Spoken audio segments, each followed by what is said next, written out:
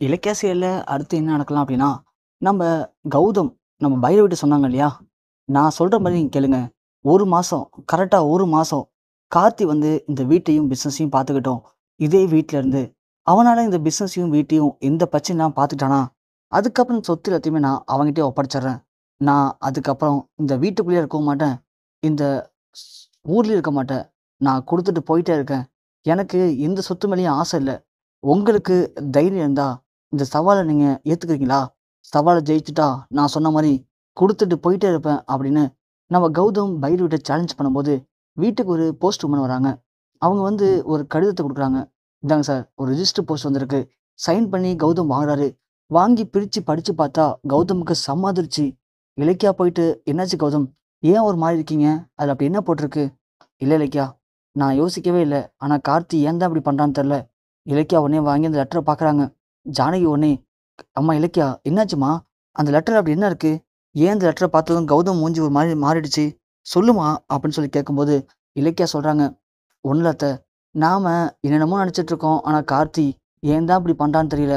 "ஏம்மா கார்த்தி என்ன பண்ணியிருக்கான்?" "அத்த, கார்த்தி கோர்ட்லேருந்து நோட்டீஸ் அனுப்பிச்சிருக்கான்." "என்னம்மா சொல்ற? கோர்ட்லேருந்து நோட்டீஸா? எதுக்காக?" "அதுவா அத்த, கௌதம் இந்த வீட்டு புள்ள இல்லையாம்.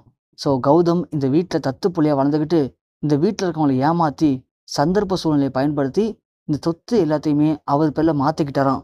இது சட்டப்படி செல்லாது. அதனால எனக்கு என் சொத்து வேணும் அப்படின்னு கார்த்தி கோர்ட்ல கேஸ் குடுத்துருக்கான் அத்த. அதனால கோர்ட்லேருந்து ஆ கௌதம வந்து ஆஜராக சொல்லி சம்மன் அனுப்பியிருக்காங்க." சொன்ன உடனே ஜானகி, "அடச்சே! கார்த்தி ஏன்டா இப்படி பண்றான்? கார்த்தி என் வயித்துல தான் பொறந்தானா? கேட்கும்போது எனக்கே ரொம்ப அசிங்கமா இருக்கு. சொத்துக்காக சொந்த அண்ணனையே இப்படி பழிவாங்க நினைக்கிறானே! அவனுக்கு புத்தி எதுவும் கெட்டு போச்சா?" "இல்ல அத்த, அவனுக்கு புத்தி கெட்டு போல. எல்லாம் கேப்பார பச்சி சரியில்லாம போச்சு. அந்த அஞ்சலி, எஸ்எஸ்கே, தாட்சாயினின்னு எல்லாருமே கார்த்திய ஏத்தி விடுறாங்க அத்த. அதான் கார்த்தி எத பத்தியும் யோசிக்காம இப்படி லூசு மாரி முடிவு எடுத்துட்டு இருக்கான். விடுங்க அத்த, கண்டிப்பா கார்த்திக்குமே புரிய வரும். அப்பதான் கார்த்தி நம்மள தேடி வருவான். நீங்க எதுக்கும் கவலைப்படாதீங்க அத்த. கார்த்திய எப்படி இதெல்லாம் புரிய வைக்கணும்னு எனக்கு தெரியும்." "ஏய், சும்மா போதும் நிப்பாட்டு. வாய் இருக்குன்னு உன் இஷ்டத்துக்கு பேசிக்கிட்டே இருக்காத. கார்த்தி இப்பதான் புத்திசாலித்தனமான முடிவு எடுத்திருக்கான்." "ஏய் கௌதம், நீ கூட சொன்னியே, கார்த்தியால எப்படி சமாளிக்க முடியும்னு கேட்டு. பாத்தியா?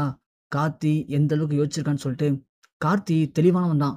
ஏதோ போனா போதுன்னு இத்தன நாள் உங்கள விட்டு வச்சிருந்தான். ஆனா நீங்க கொஞ்சம் கூட அடங்க மாரி தெரியல. அதனால தான் அவன் கோர்ட்ல இருந்து கேஸ் குடுத்துட்டான். இதுக்கப்புறமும் கார்த்திய ஏமாத்தலாம், முட்டாளாக்கலான்னு தயவு செஞ்சு கனவு கூட காணாதீங்க. கார்த்தி விவரம் ஆயிட்டான். கார்த்தி கண் முழிச்சுட்டான். இதுக்கப்புறம் கார்த்தி இந்த சொத்தெல்லாம் எப்படி அவன் பேருக்கு மாத்தணும்னு அவனுக்கு தெரியும். அதனால நீங்க சீக்கிரமே இந்த வீட்ட விட்டுட்டு நடுத்தெருக்கு போற நேரம் வந்துருச்சு. அதனால எங்க போலாம்? அடுத்து என்ன பண்ணலாங்கிறத நீ இப்பயே பிளான் பண்ணிக்கோங்க." அப்படின்னு பைரவி சிரிச்சுட்டு போறாங்க. கௌதம் பயங்கரமா யோசிக்க ஆரம்பிக்கிறாரு. ஜானு உடனே அழ ஆரம்பிக்கிறாங்க. இலக்கியா உடனே, "அத்தை, இங்க பாருங்க அத்தை. எதுக்கு இப்ப அழுவுறீங்க? அதெல்லாம் அவங்க சொல்ற மாரி ஒண்ணும் ஆகாது. அவங்கள பொறுத்தவரைக்கும் ஏதாவது பேசி உங்கள கஷ்டப்படுத்தணும். அதுல அவங்களுக்கு ஒரு சந்தோஷம். அதுக்கு நீங்க ஏத்த அழுவுறீங்க?" "இல்ல இலக்கியா. கார்த்தி பண்றதெல்லாம் வச்சு பார்க்கும்போது எனக்கு ரொம்ப பயமா இருக்கு இலக்கியா." "ஐயோ! அத்தை, நீங்க எதுக்கும் அழாதீங்க. என்ன பண்ணணும் அப்படின்னு என்கிட்ட ஒரு பிளான் இருக்கு. நான் ஏற்கனவே இதெல்லாம் யோசிச்சு வச்சிருக்கேன். ஆனா அத இப்போ செஞ்சு தான் ஆகணும்." "என்ன இலக்கியா சொல்ற? என்ன பிளான்மா?" "அத்தை, நான் சொல்றேன் அத்தை. கௌதம், நான் சொல்றத கேட்கிறீங்களா? கேட்டீங்கன்னா, இந்த எஸ்எஸ்கே, தாட்சாயினி இவங்களுடைய உண்மையான முகத்திரை கிழிச்சு, கார்த்திய நம்ம பக்கம் கொண்டு வந்துரலாம்." அப்படின்னு சொல்லிட்டு இலக்கியா பேசிட்டு இருக்காங்க. சரின்னு சொல்லிட்டு இலக்கியா என்ன பண்றாங்க, கௌதம்ட்ட பேசி சொத்து எல்லாத்தையுமே கார்த்திக் பேர்ல மாத்துறதுக்கு லாயர் வர சொல்லி டாக்குமெண்ட்லாம் ரெடி பண்றாங்க. இத பைரவி பார்க்குறாங்க. என்ன இது? கௌதமும், இலக்கியாவும் திடீர்னு இப்படி டோட்டலா மாறிட்டாங்களே! சொத்து எல்லாத்தையும் இப்போ கார்த்தி பேருக்கு மாத்துறான் கௌதம். எதனால? கார்த்திக் கோர்ட்ல கேஸ் குடுத்தனாலயா? அத கோர்ட்லயே மோதி பார்த்துருக்கலாமே! ஆனா எதுக்காக இந்த நேரத்துல இப்படி ஒரு முடிவு? சுத்தமா புரியலையே! அப்படின்னு பைரவி மண்டைய போட்டு பிச்சுக்கிறாங்க. இத கால் பண்ணி கார்த்திகிட்ட சொல்லலாம்னு நெனைக்கிறாங்க நம்ம பைரவி. உடனே இங்க எல்லாத்தையும் மாத்தி முடிச்சதும், கௌதம், இலக்கியா 2 பேரும் பத்திரத்த எடுத்துக்கிட்டு நேரா எஸ்எஸ்கே ஆஃபீஸ்க்கு போறாங்க. போயிட்டு, "எஸ்எஸ்கே, உன்கிட்ட கொஞ்சம் பேசணும்னு" சொல்லும்போது, "என்ன கௌதம்? என்ன இலக்கியா? 2 பேரும் கிளம்பி இங்க வந்திருக்கீங்க? ஓ! நேத்தி கோர்ட்லேருந்து சம்மன் வந்துச்சே, அத பார்த்து பயந்துட்டீங்களா? இங்க பாருங்க, என்னால ஒண்ணும் பண்ண முடியாது. நீங்க கார்த்திய ஏமாத்த நெனச்சீங்க. அதான் கார்த்தி தெளிவாயிட்டான். அதுக்கு இங்க வந்து கெஞ்சினா சரியா?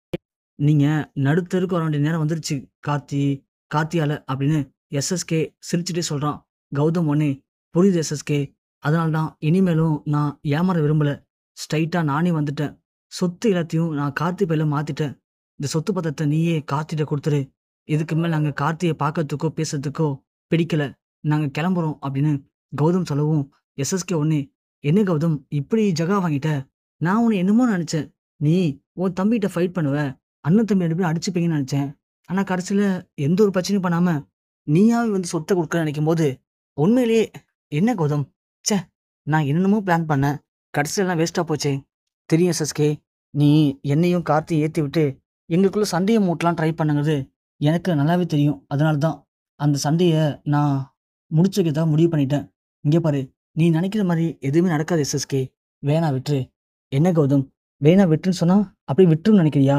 "கௌதம், நான் உன்ன எதுக்கு ஜெயிலுக்கு அனுப்பிச்சேன்? நான் எதுக்கு ஒரு கார்த்திய கடத்துனேன்?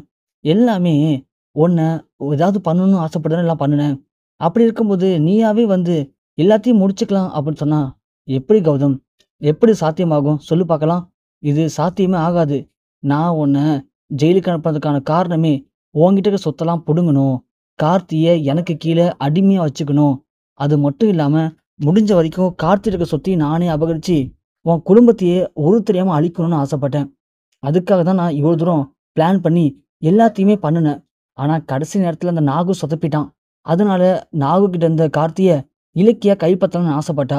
ஆனா கடைசி நேரத்துல அதுவும் சொதப்பிக்கிச்சு. இப்போ நாகு நல்லவனா மாறி ஜெயிலுக்கு போயிட்டான். அதனால நீ இப்போ தப்பிச்சுட்ட. அவ்வளதான். மத்தபடி வேற எந்த மாற்றமும் இல்ல.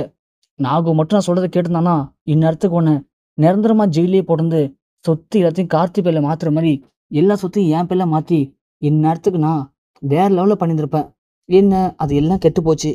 "ஓகே, பரவால்ல கௌதம். சண்டை போடல, சட்டைய கிழிக்கல.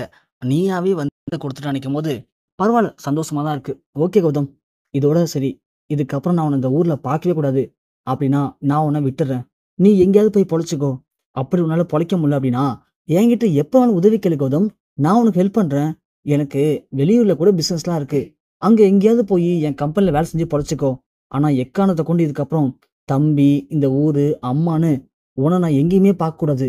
அப்படி மட்டும் பார்த்தேன், ஒண்ணும் பண்ண மாட்டேன். உன் தம்பி இருக்கானே கார்த்தி, அவன் கதைய தீர்த்து கட்டிருவான் பார்த்துக்கோ." அப்படின்னு எஸ்எஸ்கே சொல்ல, கௌதம், இலக்கியாவும் கிளம்பிடுறாங்க. எஸ்எஸ்கே பயங்கர சந்தோஷமா வீட்டுக்கு போறான். வீட்டுக்கு போயிட்டு, "தாட்சாயினி, தாட்சாயினி, நம்ம ஆசைப்பட்ட மாரி எல்லாமே மாறி போச்சு தாட்சாயினி. இங்க பாத்தியா? என்னன்னு பாத்தியா இது?" "என்னங்க? என்ன இது?" "இதுவா? கௌதமும், இலக்கியாவும் இந்த சொத்து இனிமே எனக்கு தேவையில்ல. எல்லாத்தையும் கார்த்தி பேருக்கே மாத்துறேன்னு சொல்லி சொத்தெல்லாம் மாத்தி குடுத்துட்டாங்க." "என்ன எஸ்எஸ்கே சொல்றீங்க? எப்படி நடந்துச்சு இது?" "எல்லாம் அப்படிதான் தாட்சாயினி. கார்த்தி, இங்க வா கார்த்தி, இங்க வா, இங்க வா. பாத்தியா? நாம குடுத்த கேஸ்ல பயந்து போய் உங்க அண்ணன், அதான் அந்த அனாதை பையன் கௌதம் இருக்கானே, அவன் சொத்து எல்லாத்தையும் உன் பேர்ல மாத்திட்டான். இனிமே சொத்து எல்லாமே உனக்கு தான். அவன் ஒண்ணும் இல்லாத வெறும் பையனா ஆயிட்டான். இங்க பாரு கார்த்தி." அப்படின்னு எஸ்எஸ்கே பயங்கர சந்தோஷப்படுறாரு. அஞ்சலி, தாட்சாயினிலாம் சந்தோஷப்படும்போது, கார்த்தி அமைதியா நிக்கிறத பார்க்கவும், நம்ம தாட்சாயினி போயிட்டு, "என்ன மாப்பிள? என்னாச்சு? ஏன் அமைதியா இருக்கீங்க?" அஞ்சலி சேர்ந்து, "என்னாச்சு கார்த்தி? ஏன்? உங்களுக்கு தான் சொத்து கிடைச்சுச்சுல்ல. சந்தோஷப்படாம ஏன் இப்படி இருக்கீங்க? சொல்லுங்க கார்த்தி." அப்படின்னு சொல்லும்போது, அப்பதான் கார்த்தி, "ச்சீ! அந்த அண்ணன் நவரு மொல." அப்படின்னு தாட்சாயினிய பார்த்து சொல்லவும், அஞ்சலி உடனே, "கார்த்தி என்னாச்சு? ஏன் அம்மா அப்படி சொல்றீங்க?" "யாரு? இவங்க அம்மாவா? இவங்க அம்மாவா? இவங்க லட்சணம் என்னன்னு தெரியுமா?" அப்படின்னு கார்த்தி அப்பதான் வீடியோ காட்டுறாங்க. அந்த வீடியோல எஸ்எஸ்கே இலக்கியாட்ட கௌதம்ட்ட பேசுனது எல்லாமே அழகா ரெக்கார்டா இருக்கு. அத பார்க்கவும் தான் எஸ்எஸ்கேக்கு ஒண்ணுமே புரியல. கார்த்தி உடனே, "என்ன எஸ்எஸ்கே, ஒண்ணும் புரியலையா? ஆபீஸ்க்கு வந்த எங்க அண்ணன்ட்டயும், அண்ணிகிட்டயும் நீ எதுக்காக என்ன கடத்துன? ஏன் கடத்துன? உன் மாஸ்டர் பிளான் என்ன?" அப்படின்னு எல்லாத்தையும் எப்படி பேசுன? அது எல்லாத்தையுமே எங்க அண்ணனும், அண்ணியும் ரெக்கார்ட் பண்ணி எனக்கு அனுப்பிட்டாங்க. உன்னுடைய உண்மையான முகத்துல என்னன்னு எனக்கு தெரிஞ்சு போச்சு. ச்சே! சொத்துக்காக என் குடும்பத்த எந்த அளவுக்கு நாசம் பண்ணியிருக்க. உன்ன போய் நான் அங்கிள்ன்னு நெனச்சேன் பாத்தியா? அதுதான் நான் பண்ண மிகப்பெரிய தப்பு. விஷம் என் அண்ணன் இல்ல, நீதான்டா. நீதான் மிகப்பெரிய நாகப்பாம்பு மாரி விஷத்த எப்படி கக்கலான்னு காத்துட்டு இருந்திருக்க. ச்சே! உன் வீட்ல இருந்து உன் பேச்ச கேட்டுட்டு என் குடும்பத்துக்கு நான் துரோகம் பண்ணிட்டேனே! இத நெனைக்கும்போது எனக்கு ரொம்ப அசிங்கமா இருக்கு. இங்க பாரு, இதுவே கடைசியா இருக்கட்டும். இன்னொரு முறை என் அண்ணனையோ, அண்ணியையோ, என் குடும்பத்தையோ எதுக்கணும், அவங்கள பழி வாங்கணும்னு சொல்லி திரும்ப அந்த பக்கம் வந்துராத. வந்த அப்புறம் உயிரோட வச்சு நானே உன்ன கொளுத்திடுவேன்." அப்படின்னு சொல்லிட்டு கார்த்தி அந்த எஸ்எஸ்கே புடிச்சு தள்ளி விட்டுட்டு, அங்கேருந்து கிளம்பி நேரா கௌதமோட வீட்டுக்கும் போறாரு நம்ம கார்த்தி.